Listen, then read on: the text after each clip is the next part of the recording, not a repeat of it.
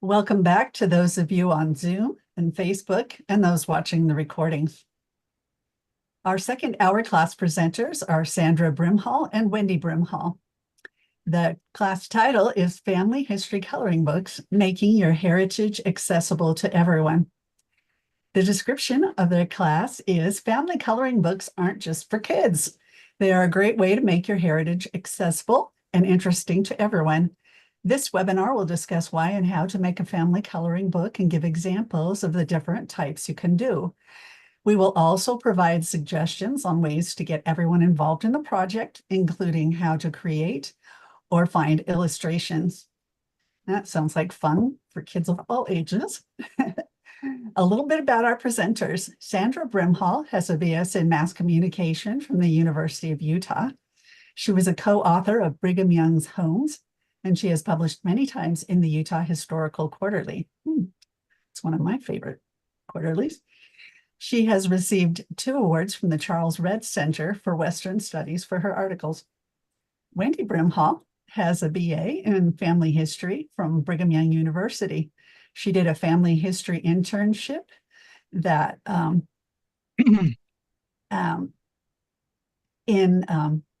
let's see, lost my spot here. She did a family history internship, which is one of the things you do while you're doing the degree, at the Filson Historical Society in Louisville, Kentucky.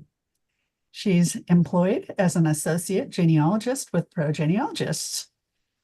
Once again, place any questions you may have for our presenters in the chat on Zoom or comments on Facebook. And just so you know, to check the chat or on Facebook, the comments, that's where there will be a link to a 2-page handout that you can download that goes with this presentation. Ladies, the time is yours. Thank you so much. Okay, thank you so much for having us. Let's see. Begin. Why should we do a family history coloring book? They're a great way to start. They are a gateway to a lifelong interest in family history. You want to start your kids young because that's when they're interested, and if they start young, they'll be interested their whole life. They make your heritage interesting and accessible. Anyone can buy this. It's affordable. Kids from the whole family can use it, and parents can read the stories and learn the information too. They are an inexpensive method of sharing family history. Sometimes these projects can be expensive, and but this isn't, and it's a great way to get it out there. You can have everyone in the family involved in making it.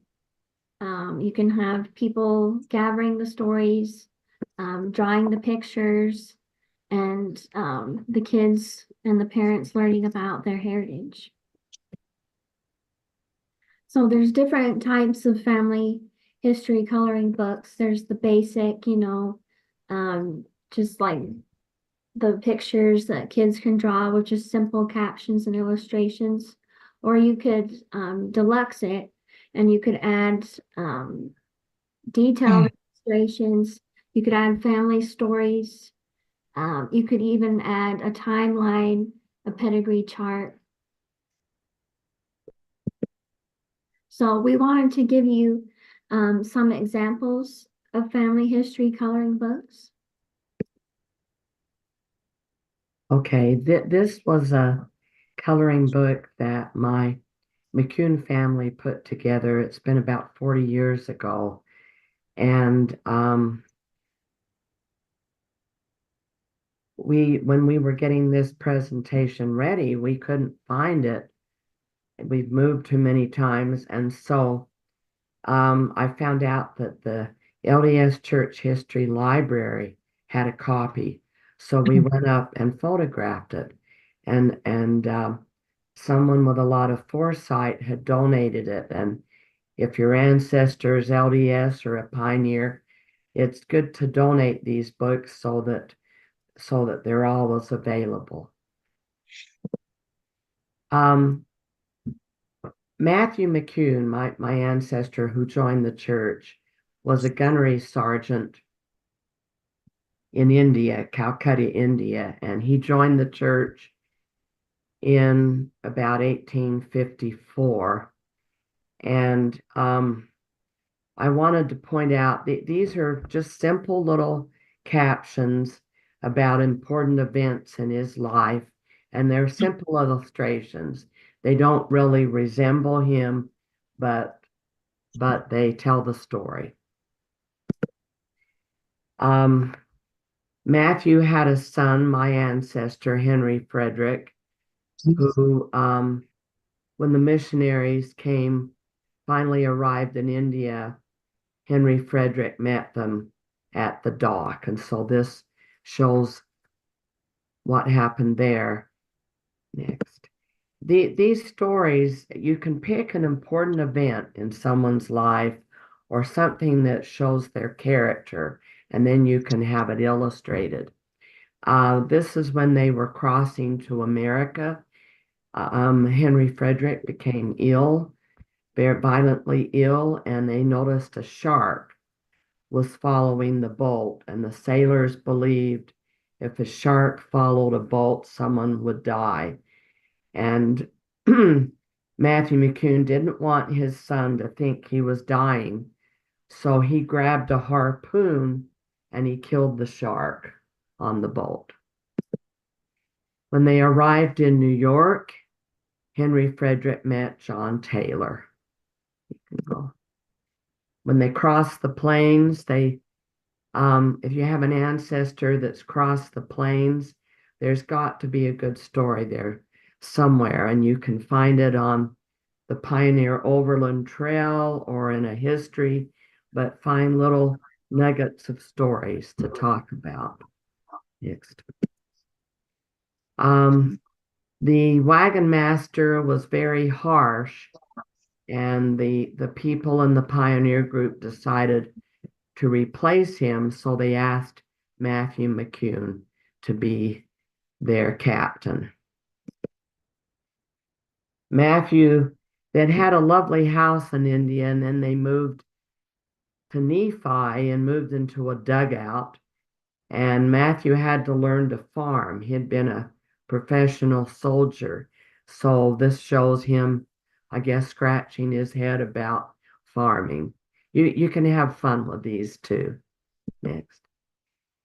He was a good speaker, and Brigham Young would often have Matthew accompany him. It's kind of like a high councilman that has asked someone to speak with him. And then on his deathbed, Matthew told his ancestors to be faithful and bore his testimony of Jesus Christ. So now this is another example. This is more detailed. My husband did this book for his family. And as you can see on this book, he had an actual photograph that he had his brother, who's a very good artist, copy the photograph, and then Steve identified everyone in the photo in the book. And I just wanted to mention, when we talked about these books are inexpensive, we sold them for $5 a book, and it cost us about $3.50 to make the books, but so we made a little profit, but the profit went to paying for the illustration and the printing. And Steve there were 3 different printings of this particular book, and he sold 2,000 copies. So this got this out to a lot of people. And the books, my books, I'm going to show you, I sold about 500 each. I have a smaller family. So the next page. Steve, in his book, he added a chronology, which makes it more interesting to older generations. Next. Okay. He also had a preface, And he said that we need to keep our heritage fresh. We need to pass our stories along, like Dawn said. And this is one way to do it. You can have a story, and then for the older people, and a something to color for the younger. Some of the illustrations Steve had, they didn't relate to a particular story, but they showed how the people lived in that time period. So this is cooking over the stove. This next one, he wanted to include some of the history, and so he talked about the family's time in Nauvoo. The family lived in Nauvoo, and he talked about when they left Nauvoo. My ancestor's daughter, she crossed the plains with her grandmother because he couldn't be with her at that time, and so it really is interesting. And when he did this book, he noted that he got all of these stories from 4 different histories, and so he gave the citation for those. So if anyone wanted to go back to the histories and learn in more detail, they had that option. But this makes it really interesting because the parents can read the stories to their kids while they're coloring. So everyone learns, everyone benefits from it. This one, my ancestors owned a store in Nauvoo or near Nauvoo. And so he's just showing, this is what our ancestors did for a living. Here's some information on when the family left Nauvoo, and he's added a lot of specific detail. So it's a great learning opportunity for everyone. He also added some illustrations of historical events. After the saints were pushed out of Nauvoo, the Nauvoo temple was destroyed by fire and earthquake. And so it's kind of interchanging, putting these historical things that happened in our ancestors' time. Okay, this is a book that I did about my great-great-grandfather. And once again, we had a family artist that did the artwork for this. And I also had a preface that told a little bit about the ancestor and his life, just so to put it in perspective. And I also copied Steve and did a family chronology. This is some more history about the ancestor. And he was born and raised in Islesboro, Maine. So the artist did this drawing of Maine and designated what part of Maine. Mark Anthony Coombs was a sea captain. A lot of them followed the sea in Maine, and so this was an illustration of him as a sailor. In about 1830, Mark Anthony decided to move from Islesboro to Columbia, Illinois. He decided to visit his brother who lived in Columbia. So this depicts his journey from Maine to Illinois. And when he moved to Illinois, he was about 30 years old, and he met a young woman there, and he married her. She was still a teenager, So they eloped on horseback to St. Louis. Apparently, St. Louis was the Gretna Green of that area where people would elope to, kind of like Vegas. So this shows them escaping on horseback. In 1832, Mark Anthony joined the church, LDS Church, and he moved to far west Missouri. And he was one of the saints that signed a grievance petition to try to get his property back. So this event was illustrated here. Mark Anthony had a son named Isaiah, who was my ancestor, and this shows him moving to Salt Lake right at the time Johnston's army was on the way and Salt Lake was completely abandoned.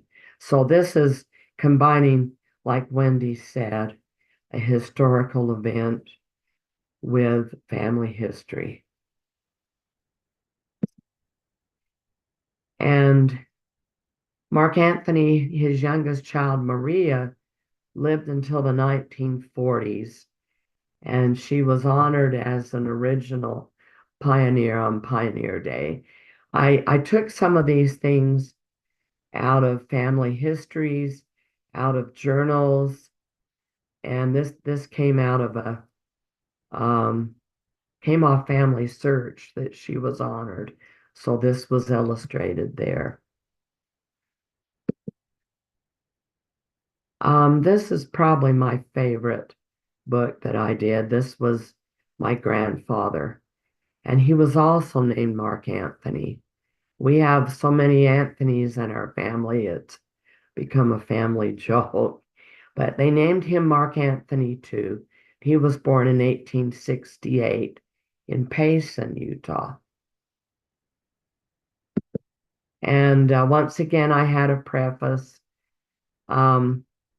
My aunt had told people that you need to share these stories with your posterity because we have a great heritage. So once again, this idea of sharing. And if you'll go next. Another chronology. This one I expanded. It was a 4-page chronology. And I put that up on Family Search. I thought it might help people in future generations. This is a little bio about Mark Anthony. All of my grandparents passed away before I was born. So everything I know about them has come from other people or journals or letters. And the main part of this came, he moved to Canada in 1904. They wrote about him up in Cardston, Alberta. And a lot of these stories came out of that newspaper article. And once again, we didn't have a family member this time. So I hired an artist in our ward to draw for me. And she charged me $300 for about 15 illustrations. It was very reasonable. But this illustrates a story in Mark Anthony's life. When he lived in Payson, he played hooky one day, and the truant officer caught him.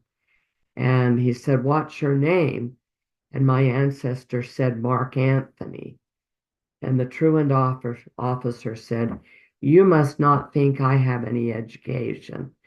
He says, "I bet you'll tell me next that your ancestor was Cleopatra," that his wife. So that was a funny story. It's fun to make it fun too. Tell the humorous, tell their triumphs, and do that in a short vignette with an illustration.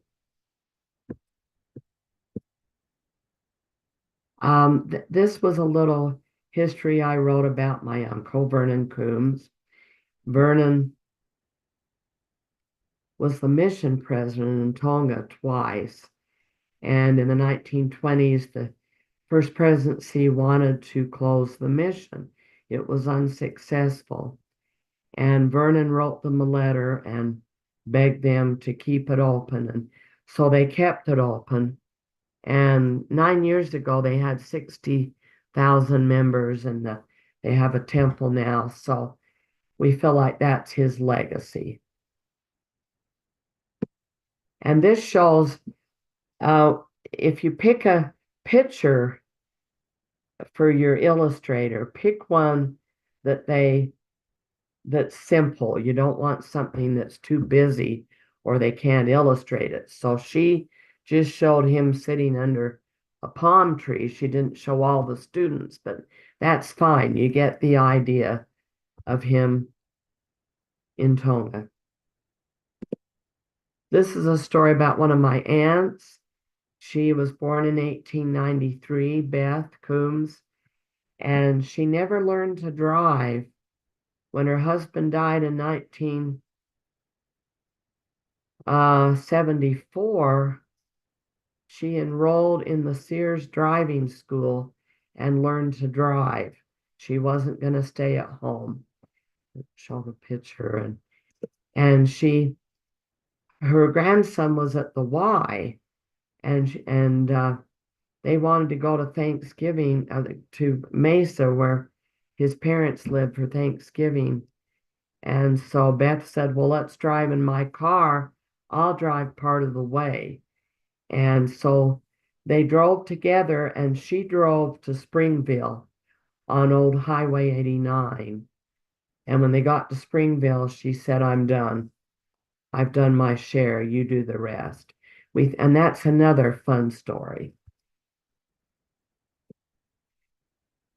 My aunt, my uncle, who by marriage, when he retired, he started writing poetry, and he called himself Grandpa Smiles. And I thought that was a fun way to capture his essence. And so I put his poem up in the book, and then we illustrated next the temple, the Cardston Temple.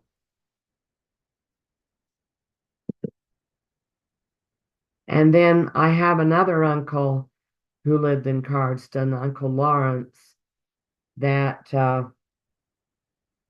all of his life he had a really bad scar down his face. And he told me that he got the scar, that his parents, one Sunday, they were going to be out of town. So they asked their children to make sure you go to church. And Uncle Lawrence, look at the picture now. He didn't go to church. He played hooky and went horseback riding. And he got thrown off the horse and fell into a barbed wire fence. And that ripped his face.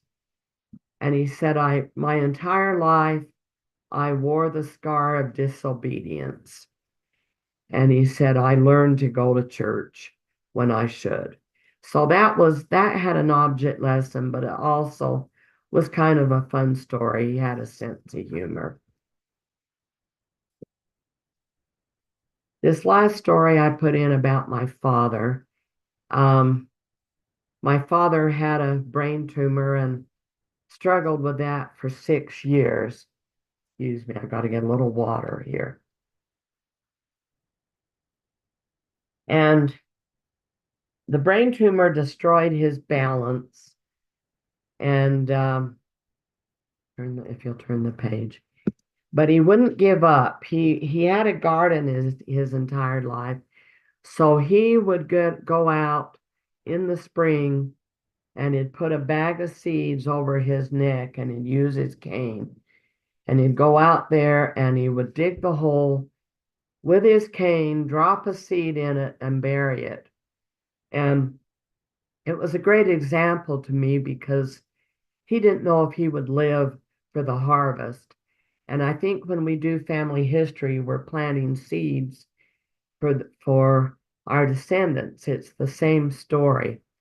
when he passed away, excuse me, his doctor wrote him a letter and said that he'd never seen such courage in his life. And so I left that, I put that in the story because my kids didn't know him either. So now this is another example. These are my grandparents. You see that I gave the artist the photo, and that's her rendition. And once again, it was a photo that had strong lines that she could, it was simple that she could use. You want to tell the story of the photo? Oh yes, Wendy reminded me about this photo. My grandmother developed melanoma, and she was dying when this photo was taken. She died about 3 days later, and they wanted a photo of them before they died. And so that she got out of her deathbed, got dressed, and they took this photo, and you can see my grandfather is very somber, but she managed to smile. And that's one of my favorite photos. Now, we've shown you some examples, and Wendy is going to talk about how to create a family history coloring book. Okay, so you'll want to start out, you don't want to do your entire family history. You just want kind of a snapshot.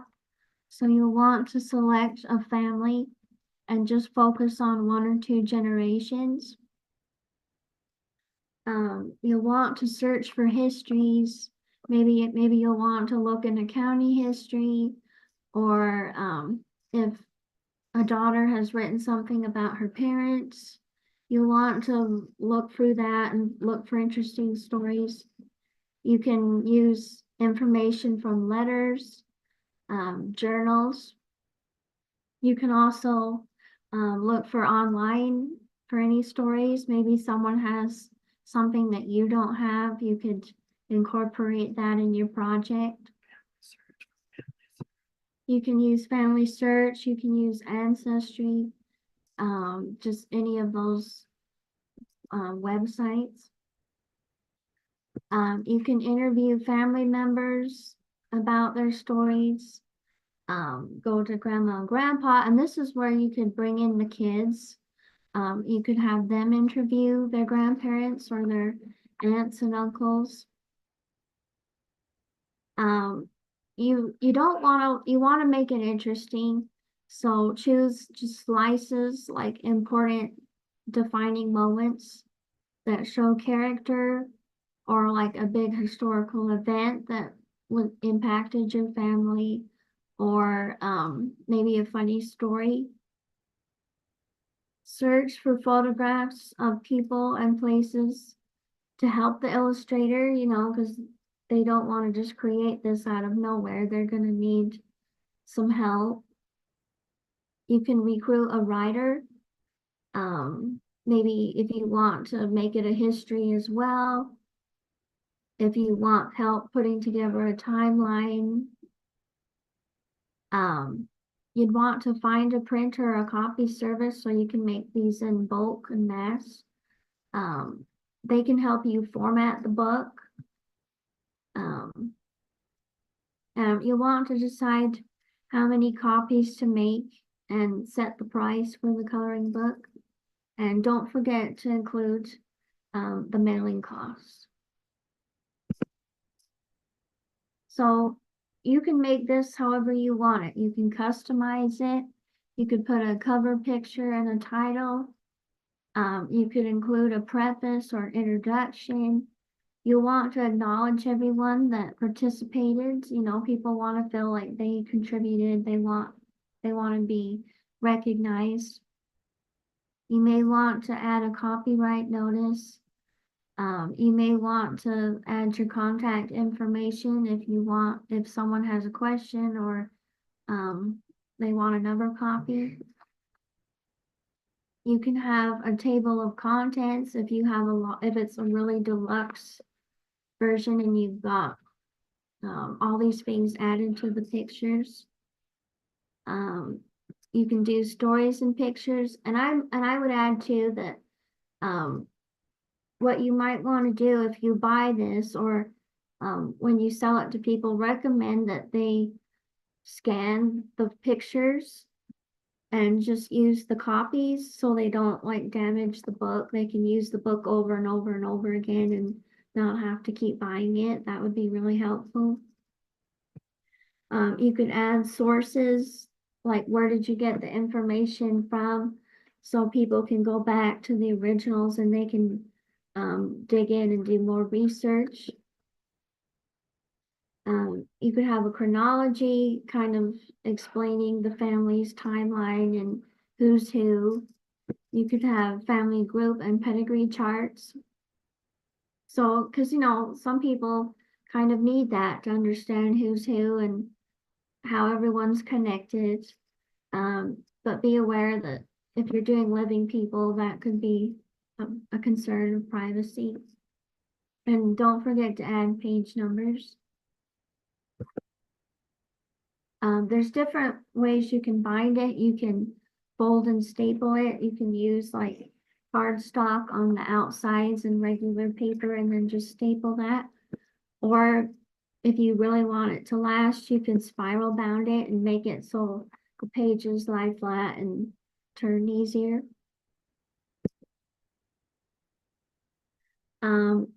If you have a family history organization, you can make out assignments, get everyone involved. Before you begin, consider the cost. Are you going to have to fundraise for it? And then some organizations, like my mom said, she charged $5 and it was $3.50 to make. She used that to help pay for some of the things, but then also it helped raise money for reunions and research with the leftover money. You could have people from all generations researching, finding stories, interviewing, reading letters. I mean, people from all ages could do that. You can also involve the older people because you'll be asking them about their history or what they remember.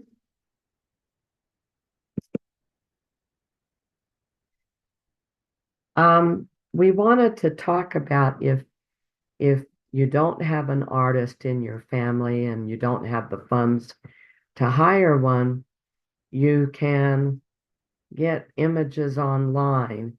They won't look like your people, but you can still find images. Years ago, William Randolph Hearst sent a photographer out to take some pictures of the war in Cuba, and the photographer telegraphed Hearst and said, "There's no war." And so Hearst said, "You furnish the pictures, I'll furnish the war." And if you get illustrations online, and instead of writing the story first and illustrating it, you might want to find an illustration and then find a family story to match it. I've found quite a few sites that will allow you, they will let you download several pictures and then they want you to subscribe. But you can get 3 or 4 for free and download them and then go to another site. Family Search provides free art for coloring books. Most of it is religious, but if you're LDS, that might work for you. This is an image that I found online of a farmer. And since like Matthew McCune was a farmer, my ancestors were farmers, this would work. This is one I found of a farm, and the same thing. Most of our pioneer ancestors were farmers. This is one of a store, Um, the Johnson family had a store near Nauvoo. If you didn't have an artist, you could get maybe a picture of a store. Both of my grandfathers were merchants, and I could use this of a store. This one I got from Family Search. And if you have a story about someone praying, you could use this illustration. This is a boy reading his scriptures. And once again, you could tell a story about that. They also have some photos about, some illustrations about family activities, helping mother cook, cooking a favorite meal. And they set this up so that the artist can color in what they're cooking. So that's kind of fun. And this was a fun illustration of just your ancestors lived a long time ago that kids might like. So now they have some sites online that will take a photograph and turn it into a sketch. And so this was my aunt. I decided to try that one out. And there's more sites. There's a lot of them. You just have to play around. These are some online sites that you can use. There's the Family Search at the top. There's the photos that I showed you from the farmer and the farm. They're from GIMP or Pixlr. And then there's Pencil Sketch is the one that did the pencil sketch. And you can also use next software on your computer. I do not have Paint Shop or Photoshop, but you can subscribe to those or pay for those and do a really good job there. And so that is what we have. Do you have any questions, anybody?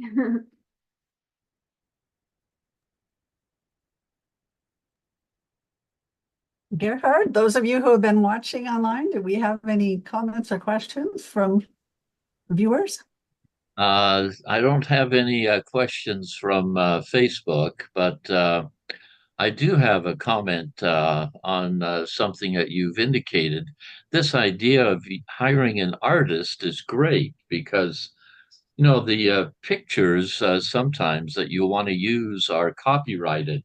And if you do a sketch of a picture that's copyrighted, the sketch, it doesn't follow the copyright of the picture.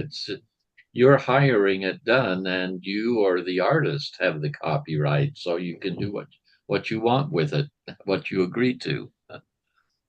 That's that's a great plus for hiring someone. I hadn't thought of that before. And I like your idea of putting in the sketches of the lives in there. I hadn't thought of that in putting in a coloring book. I thought of the coloring book as just the book, just the things to color, or to, like you pointed out, Xerox it out so that you don't spoil the original, so that they can use that. But to put in a story that tells the story as to what the picture represents, that's a great idea.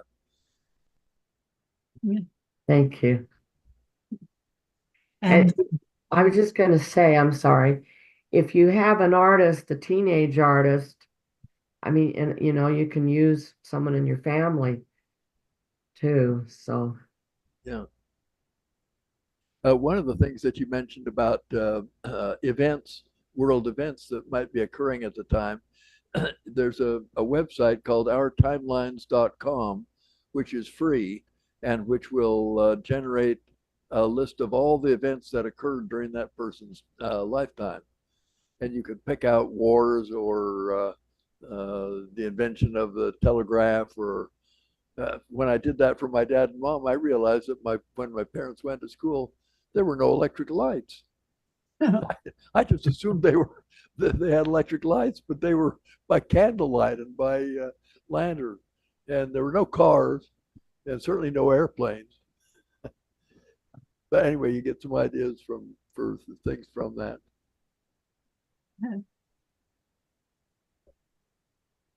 That's true. Yeah. You know, you could make up while you're doing your own life story, you could make up the coloring book for it. Yeah, you could.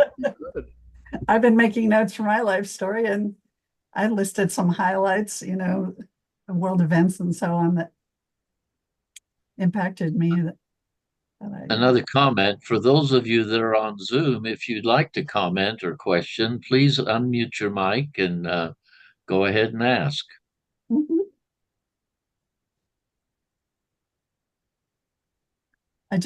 I'd like to remind everybody that if you'll check the chat or the comments, you'll find the link for downloading the handout that went with this class.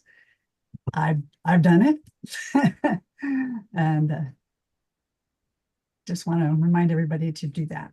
So. That's handy too, because the handout has the links for the sites that you recommended.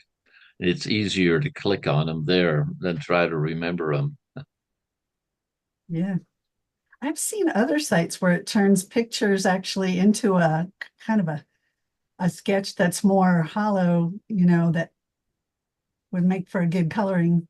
Yeah, I think the technology has come that way. I can't remember if the BYU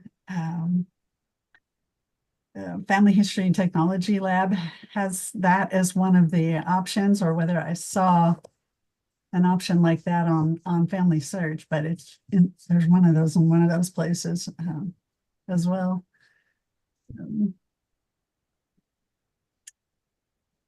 Well, is everybody so quiet because they're thinking about what they're going to do? When are we ever going to live long enough to do everything we ought to? No kidding. I could definitely, yeah, I'm the last living member of my family because I had a sister, but she died before I was born, and there were no more children. And my dad died in an accident when he was only in his 50s, and my mom's been gone for a long time. And so whatever happens in the family is on me and on my children. And that's hefty to think about sometimes. We do have a comment, a thank you from Kay on Facebook for both presentations today. They have even gone over to the website to check out what else is available. Cool. Well, and I think we should all, when we get something done, we should share it with each other, show it at one of our meetings or something. So it's always good to see examples.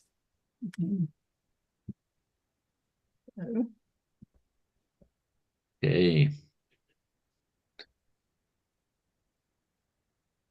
I think we're ready, Laurie. Okay. Well, we're thankful to the Brimhall family for providing us with our presentations today, and particularly want to thank Wendy and Sandra for this presentation on doing the coloring books. And I think that's really cool that you found it in the church history library. The first one that you were talking about, the oldest one. We sometimes don't think of saving things like that, but it's important. And so thank you so much for being with us today and for providing us with these materials that we can go on and work on our own projects. And thank you so much. And we'll be back. And we'll be back next month second Saturday, same time. And we'll see you then.